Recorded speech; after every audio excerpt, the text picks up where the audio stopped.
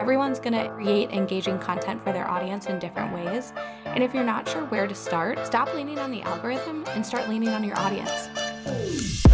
Welcome back to Duo On Air. I'm Abby. And I'm Courtney. And we're the X agency turned entrepreneurial team that puts the Duo in Duo Collective. Our boutique organic marketing agency specializes in SEO, social media strategy, and branding. We're an everyday pair of business besties / marketing experts obsessed with helping our community learn more about what it takes to run a business. Which is why on Duo On Air, we're not holding anything back. We're giving you all the info we know about how to grow your business organically so you can be the confident CEO you were made to be. And how to navigate life as a small business owner. Whether it's on your own or with your best friend by your side, so grab your coffee or your mimosa, we don't judge, and settle in for a quick value-packed episode of Marketing Tips. Welcome back to the Duo On Air podcast. This is episode number 45, and today we are chatting about whether feed posts are worth your time. So this is a question that we get a lot, is are Reels better than posts on Instagram? Or what's the point of static posts if the algorithm is favoring Reels? And we kind of giggle when we get this question because we felt the same for a while after Reels kind of took over, and that's the way Instagram was prioritizing their posts. We kind of thought that that's what we had to do. This is a video platform now. We can't be posting anything that's static or any carousel posts or images. We strictly have to do these Reels and these videos. But because the algorithm constantly changes, we thought to ourselves, let's prioritize Reels now, but keep adding in these other content pieces of static images and whatnot. So let's start with the difference between Reels and posts. Reels, we all know, are those short form videos. They can be up to 90 seconds long and contain quick, digestible content that encourages the user to rewatch, save, or share. And the big difference between Reels and static posts is that Reels help to reach new audiences, raise that brand awareness, and attract new followers. Whereas Instagram posts are those static images or content posts that reach your current audience and connect with them through your imagery or the content that you're creating. So these are still very much important because of what I just said. You're reaching your current audience and followers. They're following you for a reason. They like the content that you're sharing. They are being educated by the content you're sharing, and they're the ones that are usually engaging. So you want to make sure that you're still giving them the content and pushing that out. Whereas Reels, you're going to be bringing in those new followers. So those people that might not know you, those people that you might want to reach, and therefore, because you've captured them in that Reel space, they will start to want to follow you and engage with the content going forward. So those are kind of the differences between Instagram Reels and Instagram posts. And this was actually one of the very first episodes we did for Duo On Air too. We talked about the two types of Instagram content you need, which, spoiler alert, is what Court just said. So Instagram Reels and actual static feed posts. And you should always first off, you should take any advice from any social media expert with a grain of salt, because it's always going to be different based on your industry, your audience, and what you have to offer. So you need to be looking at your own analytics, and you need to see what your posts are doing. For the most part, what we've seen for our business and for our clients is that typically Instagram Reels bring in new followers. You reach non-followers and you have the opportunity to grow your account. Whereas posts, most of the time, reach your followers and a little bit of your non-followers. But look at your own. Yours might be a little bit different in who you reach, and as of recently, things started changing too. Things are always changing, so you should always be looking at every month at your analytics to see what's working and what isn't working and adjusting your content from there. And another thing, as far as those static posts go, those include carousels. So carousels are those swipe posts. And the nice thing about carousels and why they're prioritized as far as the static posts go is because you're creating that longer form content that your audience can engage with and learn from.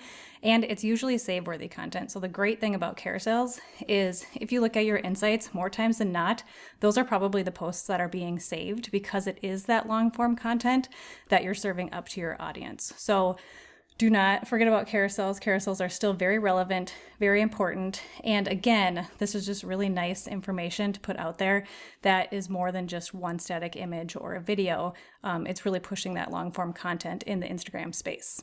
And a bonus tip, if you aren't currently creating carousel posts and you don't really know what to share, what to create, stop trying to create new content and just look at any long form piece of content you've created and turn it into a carousel. So that could be an email newsletter, that could be a blog post, that could be a podcast episode.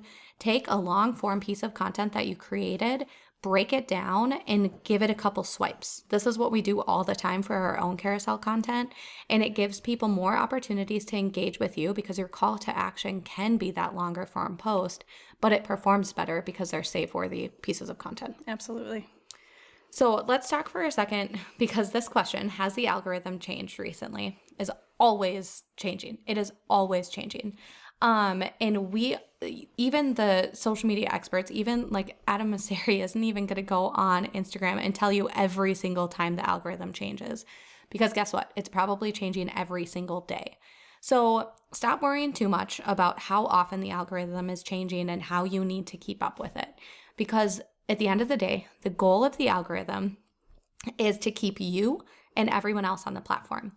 The more people that consume the content, the more money they can bring in with advertisements. The goal is to keep people on the content, on the platform.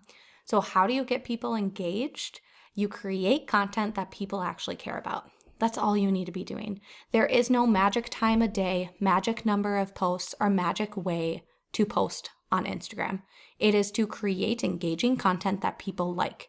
And if that happens to be reels for you, great. If that happens to be static posts for you, great. Everyone's going to create engaging content for their audience in different ways. And if you're not sure where to start, stop leaning on the algorithm and start leaning on your audience. Survey them, ask them questions. What do you like to see from me? Along with looking at your analytics and making sure that they match up. See which pieces of content were the highest performers for you in the last 30, 90 year, so that you can take a look at creating more content like that. And that's how you're going to grow. Because oftentimes, if we just look at what the algorithm is doing and we're not looking at what's actually working for our audience, you can get lost in the sea of sameness because everyone is doing what the algorithm is doing. But if you start with an audience first mentality, you'll likely see better success than just leaning on algorithm updates. Yeah, if you're constantly chasing those algorithm updates, you're A, going to drive yourself insane, and B, you're just going to be constantly changing your strategy for your posting or the content that you're posting or how you're posting it, and then you can kind of just get lost and kind of have no strategy if you're trying to always chase the Instagram algorithm. So we always say, have a goal for what you want Instagram to do. Do you want to gain more followers for whatever reason? Do you want to have more clicks to your website? Do you want to just keep providing content and education to your current followers? It's all about what your goal is within the platform. And from there, deciding how you should be showing up and what kind of content or posts that you should be including within your feed. Yeah, if you haven't defined your version of success on Instagram, that's priority number one, because everyone should have a different version of success. And I can tell you right now, ours is not more followers. That is never our version of success. Right now, we have a few thousand followers. And honestly, if all of those followers translated to sales, we wouldn't even be able to support them. So it's not about getting more people. It's about the right people converting with the right products.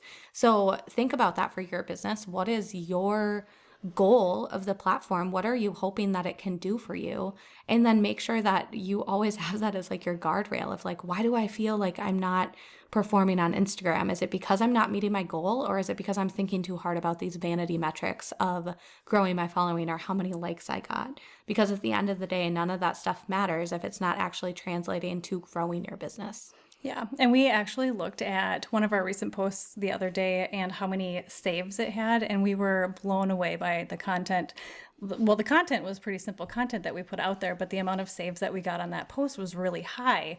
And that's something that we like to look at too, is not just those likes, not just those followers, but what are other people doing with these posts? Are they actually saving them? Because if they're saving them, that means that was important content to them that they eventually want to come back to and keep at the top of their radar for what they can do within their own business. So it's really looking at those insights and understanding those insights and how they're measuring up to your goals. So let's talk real quick about like when you want to post to your feed and what types of posts you'll be doing. And we're talking about like static posts. We're not talking about reels in this moment. So thinking about that, these are things that are going to be really easy and great for you to plan ahead of time. So this is stuff that we love to batch create and kind of fill up our Tailwind board and make sure that we have these pieces of content in there. So I think every month when Courtney releases the like December content ideas or January content ideas, whatever that month's ideas are, she already pre-populates our Tailwind account with like the fun days that we want to support. So that's like a great example of when to post to your feed, because you can help kind of populate and batch create your content and content that serves your audience. So a few examples: use your high quality photos. If you have brand photo shoots, these are what you can use those images for. Your caption can speak to anything. So I think people get hung up that the image needs to be tied to the caption every time, and that's not always the case. You need a nice hook to grab someone's attention, but if you just showcase a brand photo of you or your products, it doesn't always need to be about you or your products. You can talk about anything you want. It's just a visual to capture people's attention. So don't think too hard about the image corresponding with exactly what your caption is, because they don't need to correspond like identically. It's just the image to capture attention, the caption to help educate, teach, learn, whatever else that you may be supporting there. We do this all the time. So we're really great examples for the content just being whatever it is for that day. And it's an image of us usually. So it doesn't relate to us at all. It's just the content that we're putting out there or what you're educating or what we're giving tips on. But we're just showing our faces. And you absolutely need that hook. Like go through some of our posts and look at what our hooks are. The very first sentence that we have before you click the read more. It's like this one thing that surprised us this week, are our favorite ways to like sharing that hook is going to get people to read more. And no one usually is like reading it and they're like, why are you talking about SEO research tools? And there's just a picture of you guys being goofy. Like no one questions that. The image is just to capture your attention while we use the caption to serve you. And if you're stuck on hooks or CTAs, I'm pretty sure we have a couple of blog posts and posts out there on Instagram that talk about these, but literally just Google it. Sometimes I have to even Google it because I feel like I'm using the same hook over and over again. So I'm like, what are new hooks that we can use to capture their attention and bring them in? And Google, there are so many references out there for just hooks and CTAs that you can be using in this space. And pay attention when you're a consumer. When you're a consumer and you tap the read more button, take note of that and save some of those posts. Save the posts that captured your attention, because then you can use that as a guide when you're creating your own hooks and call to actions. So other than posting your own high quality photos, this is where you can also post like user generated content featuring your products, things that other people are doing for you. That's a great way to fill up your feed. And then also just overall looking at, I would say like look at your insights too of what has performed for you. Because that can really be a good guide to know what to build. Are people really liking like bulleted list posts? Do they like it when you do swipe posts? Like what types of content, not only what the content is, like what the caption talked about, what the call to action was, but actually look at the physical piece of content. Like what was the image? Was it an image of you? Was it an image of an inspirational space? Was it an image of a sunset? Like whatever that may be, just take note of what the image was in addition to what your caption was and kind of what strategy pillar that might have aligned to. Absolutely. So when to post reels? Reels are, think of them as kind of like more unpolished and showing your authentic side. So this is that unpolished, authentic content that you are putting out there to attract usually non-followers. That doesn't mean that your followers aren't going to see your reels. They most definitely are.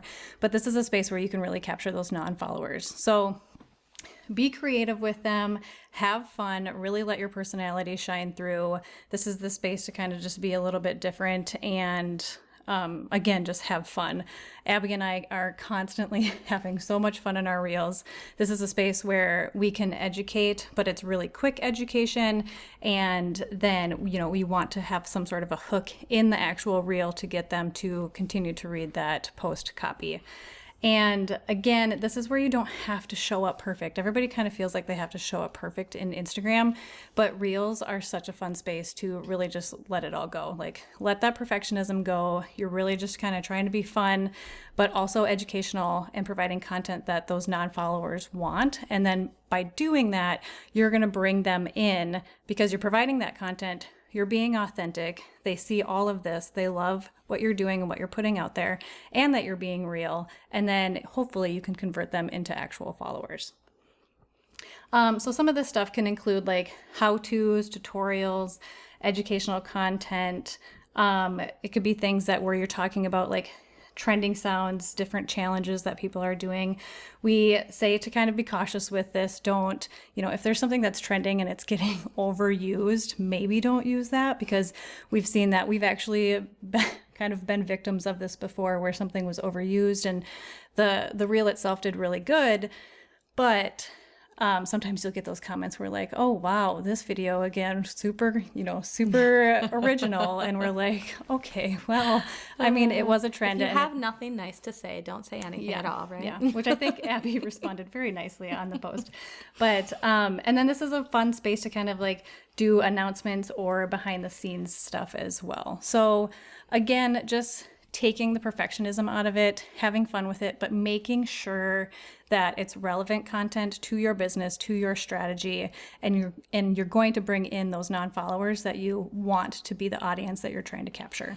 Yeah, and every time we batch reels for our own business, we're always thinking about what strategy pillar it aligns to for us. So sure, we have fun coffee reels and goofy reels like all the time that we sprinkle in there, but we also make sure that we have reels that are going to have call to actions that actually help grow our business. So we are doing call to actions for waitlist signups. We're doing call to actions to our shop, call to actions to listen to the podcast, like whatever it may be.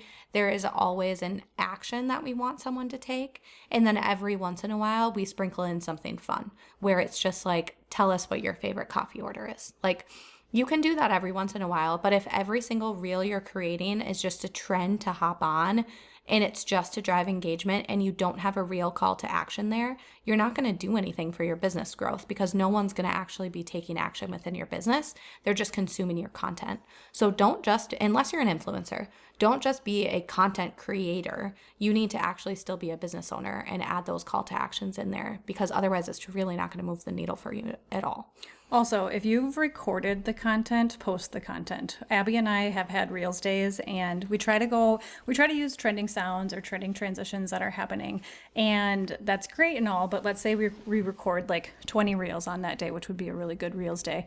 And we, scatter that throughout the next month or 2 months of content. That by the time we post one of those reels, that might not be trending anymore. And that's okay. Like, we don't have to be on top of every trend. If we have a post or a reel that we recorded that was trending at one point, but we posted it when it wasn't, that's fine. Having that content out there is better than not posting it. You don't want to waste that content. You've already put in the work. You might as well put it out there. You're still going to reach somebody. You're still going to get some engagement. It might not be as high as what it would have been when it was trending, but that's fine. We have reels that we've recorded that the trend has been gone for months that we post, and it still does okay. So don't let that hold you. Some of them still do great. Yeah. So don't let that hold you back at all. If you've got it recorded and you've got the content done, put it out there no matter what. Yeah, you've already created it. We get this question a lot too of like how to figure out what is trending. So if you're just browsing the app and you don't know what is trending, that little up arrow that is right to the left of the audio clip in the lower left-hand corner of the reel is what tells you if it's trending. If you see an up arrow there, that audio clip is trending. And if you don't, it is not. And like Court said, like we post stuff that's trending and we post stuff that's not trending. And it's not like everything that's trending does really well. Sometimes we post things that are trending and they just don't perform at all. And other times we post things that are very old that we created 2 months ago. We just hadn't got around to posting it yet, and it performs great. So it's not about the trending audio. Just finding trending audio and using trending audio every single time you create a reel isn't the secret to growing on Instagram. It's about creating content that people care about. And this goes back to the algorithm of if people are liking the content that you're creating, they're spending more time on the platform, and Instagram in turn is going to show your content to more people. That's as complicated as you have to get when you think about algorithm updates. Yes. So you might be asking, what should I be posting then? Which is a really great question, but we always go back to it leaning on your strategy. If you don't have a strategy in place for Instagram and what you want to get out of the platform, then you most likely won't succeed, or you won't see your followers growing, or people engaging, or people wanting to save your content or share your content. So you really need to define that strategy first. And then once you have that defined, start leaning into those types of posts that are going to help you reach those goals. So let's say it is you want new followers. You want to have tens of thousands of followers, then you should probably be focusing more on Reels, because you're going to be reaching those new audiences and those new people that you can convert to followers. So that should be your strategy. Let's say you don't care about follower count, you don't need to bring anybody else in for whatever reason, then focus on that static content that your current audience is craving and that they are sharing and saving and engaging with. So it's really taking a step back, looking at your strategy and defining the types of posts that will help reach those goals within that space. Abby and I like to say, we have a strategy where we kind of want a little bit of it all, but the biggest thing that we want is for engaging content. We want people to follow us. We want them to learn. We want them to love the content that we're pushing out. We want them to constantly come back because they're craving the content that we're giving them. We're teaching them. They're learning something new. Or they come to us and they're like, wow, I learned this about SEO. I know I need your help in this space. And then we can convert them to actual clients. So we like to sprinkle all these types of posts in because we want to gain new followers, but we also want to keep pushing out content that is keeping our current audience happy and that we keep teaching them or giving them content that they're craving. So we focus on all of the different posts, but it's a matter of sprinkling them in. You're not going to see us show up Monday through Friday with all Reels one week and then Monday through Friday, all carousels the next week. We sprinkle them in throughout each week and throughout that month. So we're really hitting that broader strategy that we have put in place. Yeah. And then you actually have analytics to measure too. If you are doing everything, you can go back and look and see what's working. If you're only doing one thing, if all you're doing is Reels because someone told you to do Reels every single day, you don't actually have a basis to see how other things are performing. So you should sprinkle everything in. And then, like Court was saying, I mean, we think everyone should come to Instagram with a serve mentality. Like, you should be serving your audience first, because that's the content people want to read. That's the content people want to engage with. People don't want to be sold to. So if you are hopping on your Instagram feed and selling to everyone and then wondering why you're not getting any sales, it's because you're not serving them. You need to serve people first. And sometimes that might feel like you're giving away your secrets for free. But in return, you're showing up as an expert.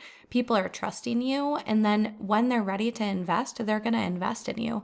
And those people that were going to steal your ideas, we're never going to invest with you anyways. They're not a buyer. So don't worry about them. Just worry about serving the people who eventually one day will be your customers or your clients.